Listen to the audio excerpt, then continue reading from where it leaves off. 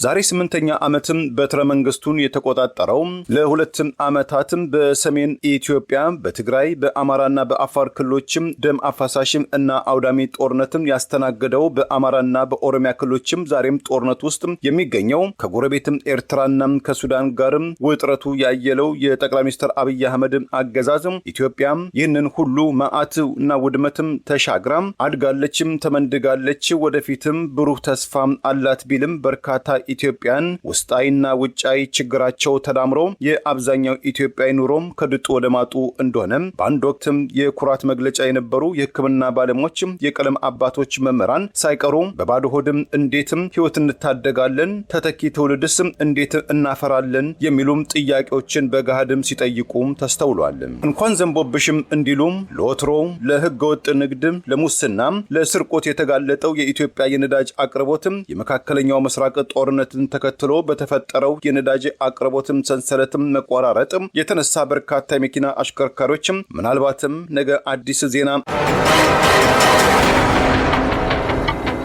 ፕሬዚዳንት ትራምፕ ሀገራቸው አሜሪካ በነዳጅም ክምችቷም ከዓለም ቅድሚያውን ስፍራ መያዟን ቢናገሩም ካለፈው 4 ዓመት ወይም ከፈረንጆቹ 2022 ወዲህ የአንድ ጋሎን የነዳጅ ዋጋ በአማካኝ $3 ለመጀመሪያ ጊዜ ወደ $4 አሻቅቧል። በዚህም የነዳጅ ዋጋም ጭማሪ የአሜሪካ ዋና ከተማ ዋሽንግተን ዲሲ፣ ካሊፎርኒያና ሃዋይ ክፉኛ የተጎዱም ሲሆን እንደ ኦክላሃማ፣ አዮዋና ካንሳስ የመሳሰሉት ግዛቶች በአማካኝ ዝቅተኛ ዋጋ ጭማሪ ካስተናገዱት መካከልም ተጠቃሽ መሆናቸው ታውቋል። በአማካኝ እያንዳንዱ ግዛት በጋሎን በትንሹም $3.27 ሲቀዳም ከፍተኛው በአማካኝ እስከ $5.89 መውጣቱም ታውቋል። ዛሬ 8ኛ ዓመትም በትረ መንግስቱን የተቆጣጠረው ለሁለት ዓመታትም በሰሜን ኢትዮጵያ በትግራይ በአማራና በአፋር ክልሎችም ደም አፋሳሽም እና አውዳሚ ጦርነትም ያስተናገደው በአማራና በኦሮሚያ ክልሎችም ዛሬም ጦርነት ውስጥ የሚገኘው ከጎረቤትም ኤርትራና ከሱዳን ጋርም ውጥረት በቀናት ሊቋጭም ታስቦም ከተጀመረም ከአንድ ወር በላይ የዘለቀው ዛሬ መቋጫው በውል ያልታወቀው አሜሪካና እስራኤል በመካከለኛው ምስራቅ በኢራን ላይ የተያዙት ወታደራዊ ዘመቻም ኢራን በበኩሏም እየወሰደችው ባለው አጸፋይ እርምጃዎችም ሳቢያ የጦርነቱም ቀጥተኛ ተሳታፊ ያልሆኑ የአካባቢው አገራትን ጨምሮ ኢትዮጵያን ለመሳሰሉ ኢኮኖሚያቸው ለወትሮውን በቋፍ ላይ ለሚገኙ አገራትም ዳፋው እየተረፈ መምጣቱ በጉልህ ተስተውሏል። አገራቱም ከዚህ ባሰ አታምጣ በሚል እሳቤም የተለያዩ አስገዳጅ መንገዶችን በዜጎቻቸው ላይ እየወሰዱ ይገኛሉ። ግርግር ለሌባ ይመቻል እንዲሉም የነዳጅ እጥረትን ምክንያት በማድረግ በስርቆት ውስጥ የተዘፈቁ ባለስልጣናትና ስግብግብ ነጋዴዎችና ግለሰቦችም በስፋት እየተሯሯጡ መሆናቸው ይነገራል። ለረጅም ጊዜ የሚዘልቅም የነዳጅ አቅርቦት ስምምነትም ከመካከለኛው ምስራቅ ነዳጅ አምራች ወይም ላኪ አገራት ጋር ያደረግነው ውልም በደም አፋሳሹና አውዳሚው ጦርነት ምክንያትም ተቋርጧል ያለው የኢትዮጵያ ንግድና ቀጠናዊ ትስስር ሚኒስትር ዓለም አቀፉን የነዳጅ ዋጋም ጭማሪን ለመቋቋም በሚል ምክንያት በአገር ውስጥ የናፍጣና የቤንዚል ችርቻሮ ዋጋ ላይ እስከ $27 የሚደርስ አዲስ ጭማሪ ማድረጉም አስታውቋል። የሚኒስቴር መስሪያ ቤቱ በትላንትናው ዕለት ይፋ ባደረገው አዲስም ተመን ነጭ ናፍጣ በሌትር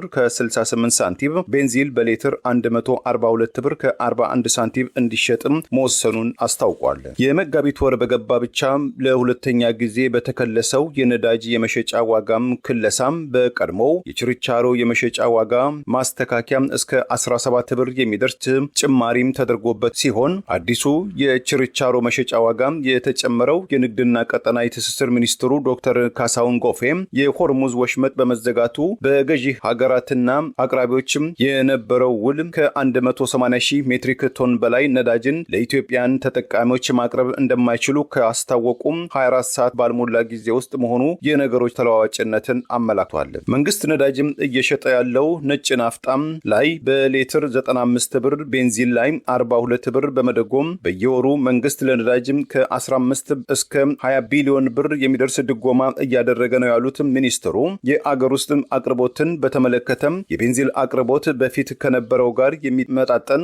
እንደሆነም ነጭ ናፍጣ ግን 50 ከመቶ ያህል አቅርቦት መቀነሱን በመግለጽ በአማካኝ 9.1 ሚሊዮን ሊትር በቀን ሲቀርብ ከነበረው ወደ 4.5 ሚሊዮን ሊትር ዝቅ ማለቱን አስታውቀዋል። ምንም እንኳን 60 ከመቶ ያህሉ አሜሪካ ይህ ጦርነት የኛ ጦርነት አይደለም ከሚል ድምዳሜ መድረሳቸውን ሲቢኤስ ኒውስ እና ዮጎቭ ካለፈው መጋቢት ወይም ማርች 17 እስከ መጋቢት 20 2026 ባካሄዱት የህዝብ አስተያየት ዳሰሳ መግለጻቸው ቅድሚያም ለአሜሪካ ወይም አሜሪካ ፈርስት የሚለውን የፕሬዝዳንት ዶናልድ ትራምፕ የምረጡኝ ዘመቻ መፈክር ያነገቡ መራጮችም ሳይቀሩ የመካከለኛው ምስራቅ ጦርነት ማጃታቸውንና ኪሳቸውን እያናጋ መምጣቱን በገሃድ በሚናገሩበት በዚህ ወቅት ፕሬዝዳንት ትራምፕ በትላንትናው ምሽት ለህዝባቸው አስተላለፉት መግለጫ ጦርነቱን በአጭር ቀናት የሚቋረጥም ሳይሆን ኢራን በቀጣዩ 2 እና 3 ሳምንታት ወደ ዶግ አመድነት አሊያም ወደ ድንጋይ ዘመን ትለወጣለች የሚል የጦርነትም ቀጣይነትን የሚያመላክትም አስተያየትም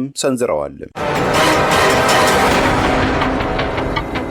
ብዙውን ጊዜም አስተያየታቸውና አቋማቸው በቅጽበት የሚለዋወጥ መሆኑ የሚነገርላቸው ፕሬዚዳንት ትራምፕ 20 ከመቶ ነዳጅ የሚተላለፍበት የሆርሙዝ ወሽመጥን ለማስከፈት የጦርነቱ ፊታውራሪ የሆነችው አገራቸው አሜሪካም ሆነችም ተባባሪዋም እስራኤል መስዋዕትነትም እንደማይከፍሉ፣ በተቃራኒው የነዳጅ አቅርቦት የሚፈልጉ አገራትም የመሪነቱ ሚና መጫወትም አለባቸው፣ በእኛ በኩል የድርሻችንን ተወጥተናል፣ ኢራን ከዚህ በኋላ እንደ ቀድሞ የአሜሪካም ፕሬዚዳንት ባራክ ኦባማ የማባቢያም በቢሊዮኖች የተቆጠረም ዶላር የሚሰጣት አገር ሳትሆን ለአሜሪካ ስጋት የማትሆንበት ደረጃም አድርሰናታል የሚል አስተያየትም ፕሬዚዳንት ዶናልድ ትራምፕ መሰንዘራቸውን ተከትሎ በአሜሪካ ውስጥ በአማካኝ በትላንትናው ዕለት በሌትር $3.94 2 ሳንቲም ይሸጥ የነበረ መደበኛ ቤንዚል ማምሻውን ወደ $4.081 ሳንቲም የ14 ሳንቲም ጭማሪ ማሳየቱን የአሜሪካ የአሽከርካሪዎች ማህበር ወይም AAA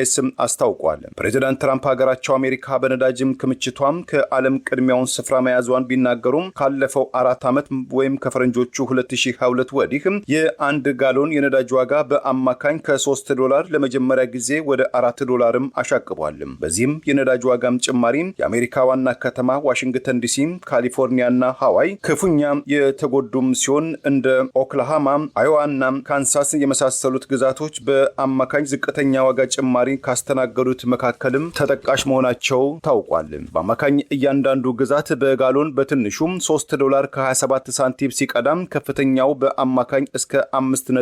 $5.89 መውጣቱም ታውቋል። ዛሬ 8ኛ ዓመትም በትረ መንግስቱን የተቆጣጠረው ለ2 ዓመታትም በሰሜን ኢትዮጵያ በትግራይ በአማራና በአፋር ክልሎችም ደም አፋሳሽም እና አውዳሚ ጦርነትም ያስተናገደው በአማራና በኦሮሚያ ክልሎችም ዛሬም ጦርነት ውስጥ የሚገኘው ከጎረቤትም ኤርትራና ከሱዳን ጋርም ውጥረቱ ያየለው የጠቅላይ ሚኒስትር አብይ አህመድ አገዛዝም ኢትዮጵያ ይህንን ሁሉ መዓት እና ውድመትም ተሻግራም አድጋለችም ተመንድጋለች፣ ወደፊትም ብሩህ ተስፋ አላት ቢልም በርካታ ኢትዮጵያን ውስጣዊና ውጫዊ ችግራቸው ተዳምሮ የአብዛኛው ኢትዮጵያዊ ኑሮም ከድጡ ወደ ማጡ እንደሆነ በአንድ ወቅትም የኩራት መግለጫ የነበሩ የሕክምና ባለሙያዎች፣ የቀለም አባቶች፣ መምህራን ሳይቀሩ በባዶ ሆድም እንዴትም ህይወት እንታደጋለን፣ ተተኪ ትውልድስ እንዴት እናፈራለን የሚሉም ጥያቄዎችን በገሃድም ሲጠይቁም ተስተውሏል። እንኳን ዘንቦብሽም እንዲሉም ለወትሮ ለህገወጥ ንግድ፣ ለሙስና፣ ለስርቆት የተጋለጠው የኢትዮጵያ የነዳጅ አቅርቦትም የመካከለኛው ምስራቅ ጦርነትን ተከትሎ በተፈጠረው የነዳጅ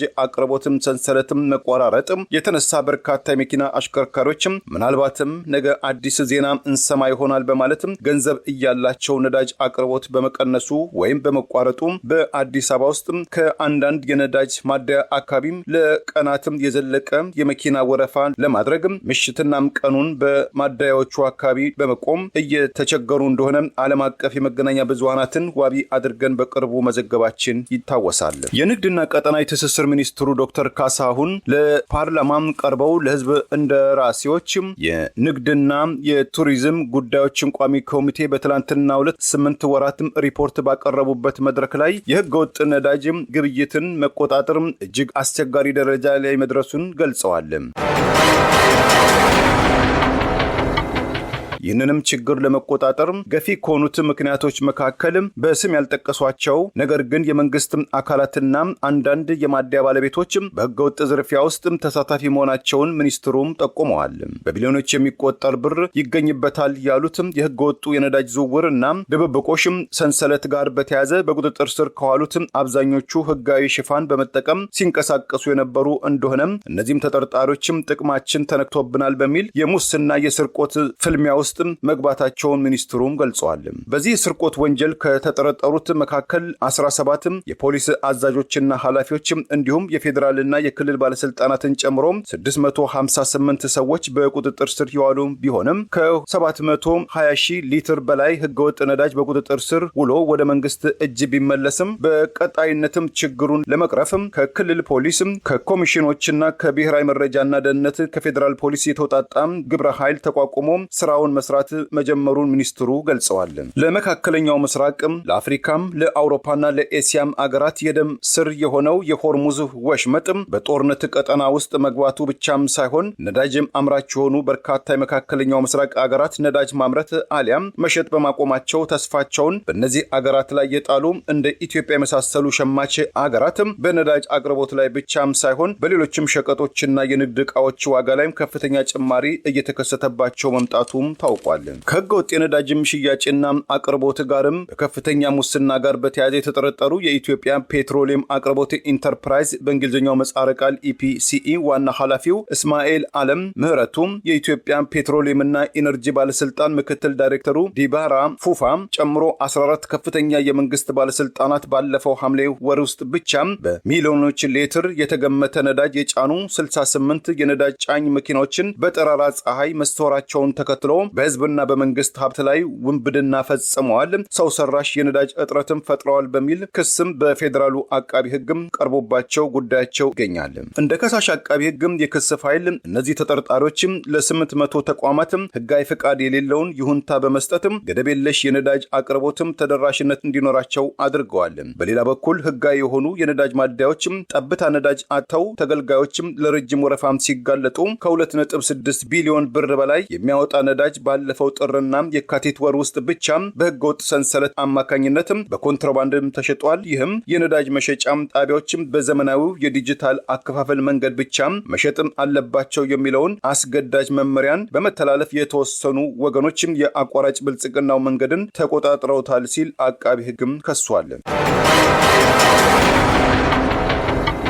በህገ ወጦች ላይ ተመጣጣኝና አስተማሪ ህጋዊ እርምጃ መውሰድ የነበረ ዓለም አቀፋዊ ሞራላዊና ህጋዊ አግባብ ቢሆንም በዛሬቱ ኢትዮጵያ ውስጥ ለማመን የሚከብድ ሙስናን የፈጸሙ ለቁጥር አይደለም ስሙን ለመጥራት የሚያዳግት የሙስና ገንዘብ ያካበቱ የተባሉ ግለሰቦችም ተጠርጥረው በተያዙ ማግስት ከችሎት መልስ በነፃ ወደ ቤታቸው የመመለሳቸው ተደጋጋሚ ዜናዎች ለጆሮና ለአይን እየተለመደ መምጣታቸውን የሚናገሩ ተቾችም ችግሩ መዋቅራዊና መንግስታዊ ሽፋን ያለው እንደሆነም ጥርጣሬያቸውን በማስቀረብ ፖለቲካዊ ውሳኔና ከፍተኛ ባለስልጣናትም ሳይቀር የማጽዳት ወይም የፍተሻው ዘመቻም ይጀመር ሲሉም ጥሪ እያቀረቡ ይገኛል። የነዳጅ አቅርቦት እጥረቱን ተከትሎ መንግስታዊ የሆኑ ተቋማት የሥራ ኃይላቸውን እንዲቀንሱ፣ ወሳኝ ያልሆኑ ሰራተኞች ዓመታዊ ፍቃድም እንዲወስዱ ውስጣዊ መመሪያ መተላለፉም ታውቋል። ይህ መመሪያም ከወረደባቸው መንግስታዊ ተቋማት መካከል ከ3000 በላይ ሰራተኞች ያሉት የግብርና ማሽነሪዎችን፣ የመኪና መገጣጠሚያዎችን፣ የኃይል መሳሪያዎችን፣ የብረታ ብረትና የፕላስቲክ ስራዎች ላይ የተሰማራው ከቀድሞው የሜቴክም ተቋም የተገነጠለው የኢትዮ መከላከያ ኢንጂነሪንግ ኢንዱስትሪ ግሩፕ ይገኝበታል። የኢትዮ መከላከያ ኢንጂነሪንግ ግሩፕ ለሰራተኞቹ ሰሞኑን ባስተላለፈው መመሪያ ወሳኝ ያልሆኑ ስራዎች ላይ የተሰማሩ ሰራተኞችም ዓመታዊ እረፍት እንዲወስዱ፣ ስብሰባዎችም ቢሆን እንደ ቀድሞ መኪናዎችን በማንጋጋት መሆኑ ቀርቶም በዘመናዊ የበይነ መረብ ወይም ቨርቹዋል ሚቲንግ እንዲሆን፣ የመኪናዎችም እንቅስቃሴ ውስን እንዲሆንና ቅድሚያም ለሚሰጣቸው ስራዎች ብቻም እንዲውል፣ ለባለስልጣናቱ የሚታዘዙ መኪናዎችና ከስራ ቀናት ጋርም የተያዙ ብቻም እንዲሆኑ፣ ወርሃዊ የነዳጅ ፍጆታም እንዲቀንስም ወስኗል። በአዲሱ መመሪያ መሰረት የኢትዮ ኢንጂነሪንግ ሰራተኞች ላልተወሰነ ጊዜም ቅዳሜ ቀን ከቤትም እንዲውሉ መመሪያው ተላልፎባቸዋል። የኢትዮጵያ ነዳጅና ኢነርጂ ባለስልጣን ከመጋቢት 8 2018 ዓ.ም ጀምሮ የነዳጅ አቅርቦት ለጸጥታና ለደህንነት ተቋማት እንደዚሁም ለህዝብ ተሽከርካሪዎች፣ ለኢንዱስትሪዎችና መሰረታዊ ሸቀጦችን ለሚያመላልሱ አምራች ድርጅቶች ወደ ውጪ የሚልኩ ኢንዱስትሪዎችና ሰፋፊ የእርሻ ልማቶች በቅድሚያ እንዲውል በነዳጅ ስርጭቱ ላይም ጥብቅ ያለውን ቁጥጥርም እንደሚያደርግ በቅርቡ ያስታወቀ ሲሆን እንደ ፍራፍሬና አትክልት የመሳሰሉ በቶሎ ካልተነሱ ሊበላሹ የሚችሉ ምርቶችን ከአርሶ አደሮች ማሳም ጭነው ለሸማች ከተሜዎች የሚያቀርቡት የአይሱዚ ዕቃ መጫኛም ተሽከርካሪ አሽከርካሪዎች በአሁኑ ወቅት ከአንድ ነጠላ ጉዞ በላይ መሄድም የሚያስቸግራቸው ነዳጅም ስለማያገኙ እንቅስቃሴያቸው በመገታታቸው ዓመቱን ሙሉ በምርት ማምረት ስራ ላይ ለተሰማሩ በርካታ አርሶ አደሮች ምርታቸውን ለገበያ በፍጥነት ማቅረብ አለመቻላቸው ለኢኮኖሚያዊም ስነልቦናዊ ችግር እንደዳረጋቸው በስፋትም ይነገራል። እንደ ብሉምበርግ የዜና አውታርም ሰሞነኛ ዘገባም 75 ከመቶ የነዳጅ አቅርቦታቸውን በመካከለኛው ምስራቅ የነዳጅ አምራችና ላኪዎች ሀገራት ላይ ያደረጉ የምስራቅ አፍሪካና የደቡብ አፍሪካ ሀገራት ለሳምንታት ብቻ የሚበቃ ነዳጅ ክምችት ያላቸው በመሆኑ የሆርሙዝ ሰርጥና የቀይ ባህርን አንጋጣው ከመጠባበቅ ሌላ አፍሪካዊ መፍትሄም እያፈላለጉ መሆናቸውም ተዘግቧል። ለዚህም ተግባር በቀን 650 ሺህ በርሜል የተጣራ ነዳጅም የሚያመርተው በአፍሪካው ቢሊዮነር አሊኮ ዳንጎቴ ትውልደ አገር በናይጄሪያ ሌጎስ ከተማ የሚመረተውን የዛሬ 2 ዓመት በ20 ቢሊዮን ዶላር የተገነባውን ከአገር ውስጥ ምርትም አልፎ ለውጭ ገበያ የሚቀርበውን የናይጄሪያን ነዳጅን ለመቋደስም በርካታ አፍሪካውያን አገሮች ፊታቸውን ወደ ምዕራብ አፍሪካም አድርገዋልም ብለዋል። ኢትዮጵያ ይህንን ጊዜያዊ መፍትሄም ስለመጠቀሟም ያለመጠቀሟም ለጊዜው አልተገለጸም። ከዳንጎቴ ጋር አዲስ ስምምነት ከፈረሙት አገራት መካከል ጋናም፣ ደቡብ አፍሪካና ኬንያም ተጠቃሾች መሆናቸው ታውቋል። እንደ ኢትዮጵያ ሁሉ የነዳጅ ምርትን ከውጭ የምታስገባው በቀን 100 ሺህ በርሜል ነዳጅ የምትጠቀመው ጎረቤትም ኬንያ ሁሉም ነዳጅ አስመጪ ኩባንያዎች ለቀጣዩ 21 ቀናት ወይም ለ3 ሳምንታት የሚበቃ ነዳጅ በዲፖዋቸው ውስጥ በተጠባባቂነትም እንዲያስቀምጡም ትዕዛዝም አስተላልፋለች። የዓለም አቀፉ የኢነርጂ ባለስልጣን ግን አባል ሀገራት ቢያንስ ለ3 ወራት የሚሆን የተጣራ ነዳጅ መጠበቂያ ነዳጅ ማከማቸት እንዳለባቸው ያሳስባል። ቁጥር 1 አፍሪካዊ ቢሊዮነር ዳንጎቴም በቅርቡ ለኢኮኖሚስት መጽሔት በሰጡት አስተያየት በአሁኑ ወቅት በርካታ የአፍሪካ አገራት ከፍተኛ እየተፈታተናቸው የሚገኘው የነዳጅ ዋጋ በየጊዜው ማሻቀቡና መዋዠቁ ብቻም ሳይሆን የተፈለገው የነዳጅ መጠን በገበያ ላይ አለመገኘቱ ነው ብለዋል። ጉዳዩም ይህ ወሳኝና ስር ነቀል ችግር በአጭር ጊዜ የሚቋጭም አይደለም ሲሉም ግምታቸውንም ሰንዝረዋል። የመካከለኛው ምስራቅ ጦርነትም ከጦርነቱ ጋር ቀጥተኛም ተሳታፊ ያልሆኑት ነገር ግን ነዳጅ ዋነኛም ሸማቾች የሆኑት የአፍሪካ አገራትን እየጎዳም እንደሚገኝ ይህም ከፍተኛ ዋጋም ግሽበትም የኢኮኖሚ ድቀት እያስከተለ እንደሚገኝ የገለጹትም ቢሊዮነሩ ዳንጎቴም ዓለም አቀፍ መሪዎችም ጦርነቱን ከመስበቅም ዝም ብለው ከማየትም ቀድሞውኑ ብዙ ዕዳ የተቆለለበት የአፍሪካ አህጉርን ይበልጥም ሊጎዳው የሚችለው መንግስትን፣ ቢዝነሱን፣ አባወራዎችን ፈተና ውስጥም ይከታቸዋልም ብለዋል። እኛም ከዛሬ ሌላም ለነገ የተቀመጠም ቅሬትም የለንም ያሉትም አፍሪካው ቢሊዮነር ዳንጎቴም አፍሪካን ዝቅተኛ ቤተሰቦችም ኑሯችን ይመሰቃቀላል፣ እንደ ዘመንም ኮሮና ወቅትም በስራ ገበታ ላይ የምንውልበትም ቀናትም እና ሰዓታትም ሊወሰን ይችላል በማለትም የኤስያ አገር ኢንዶኔዥያን ለ4 ቀናት ብቻም በስራ ገበታ ላይ እንዲውሉ በተቀሩት ቀናትም ሰራተኞች ከቤት እንዲውሉ ሰሞኑን ያወጣችውን አስገዳጅ መመሪያን በመጥቀስም ለጊዜው ለሃያሉ ፈጣሪ ብቻ መጸለይ ይጠበቅብናል በማለትም ዳንጎቴ ምክራቸውን ለግሰዋል። በነዳጅ የሚንቀሳቀሱ ተሽከርካሪዎችን ከዛሬ 2 ዓመት ጀምሮ በማገድ በምትኩ በኤሌክትሪክም ቻርጅ ወይም ኢቪ የሚዘወሩ መኪናዎችን በማስገባት በዓለም ላይ የመጀመሪያዋ አገር የሆነችው ኢትዮጵያ ከሰሞነኛው የነዳጅ እጥረት በፊትም ቀድሞውኑ በኤሌክትሪክ በሚዘወሩ ተሽከርካሪዎች ላይ የተጋነነ የዋጋም ጭማሪ መታየቱ አዳዲስም አሽከርካሪዎችን አስደንግጧል። በኢትዮጵያ ውስጥም በቂ የኤሌክትሪክም ቻርጀር ጣቢያዎችም አለመኖራቸው ችግሩን ውስብስብ ማድረጉ በስፋት ይነገራል። ለህብር ራዲዮ ለተጠናቀረው ታምሩ ገዳነኝ ቸርን ሰንበት መልካሙን ሁሉ ያሰማን።